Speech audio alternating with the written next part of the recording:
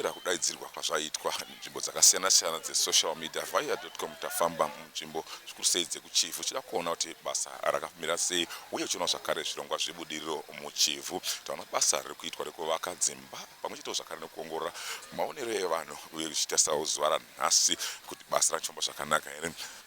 Vataura nepenyero via.com vatsinha kuti zuva ranhasi vangoshanda semazuva ose kunyange zvazvo vamwe vachiti bhizimisi ravo ranga rakadera kachitarisa pamazuva avanoshanda. Kutengesa vanhu vanga vachifamba asi mari ndokusina.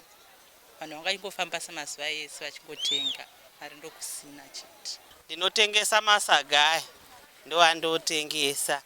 Saka tangoshanda semazuva ese isu hatina kumbowana zvakasiyana nezvemazuva ese.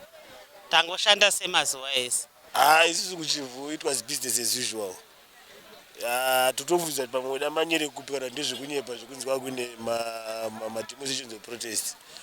Vanhu vemusika vauya, vemataxi vauya, mashopesi hapana shopping yakavhara. Saka it was just business as usual. Chero isusu kuti torimo mustreet achitotenga kutenga zvaya kutotengawo tikatokwanisa kutotenga. Nyaya yebasa riri kupandudza budiriro muchifu riri kufamba zvakanaka. Kunyange zvazvo tisina kuita rombo rakanaka kusangana nevatungamiriri vechifu Rural District Council, asi vazhinji vari kushanda munzvimbo idzi dzakasiyana-siyana vapupura kuti basa rebudiriro muchifu riri kushanduka. Inoreva kutoti mari ichatowedzera nokuti mashopu anenge awanda, mabhazi achimirawo pakakura kudai. Chifu haisi kuramba yakadaro, chifu iri kushanduka. Nzvimbo yechifu iri pakati nepakati pemugwagwa unobva kuHarare wakananga kumasvingo pamwe chete zvakare nemugwagwa unobva kunzvimbo yeNyazura uchipinda mukati meguta rechifu kwozoitawo zvakare kuenda kuGweru. Zvaita kuti nzvimbo yebudiriro kana kuti zvirongwa zvebudiriro zvifambe zvakanaka.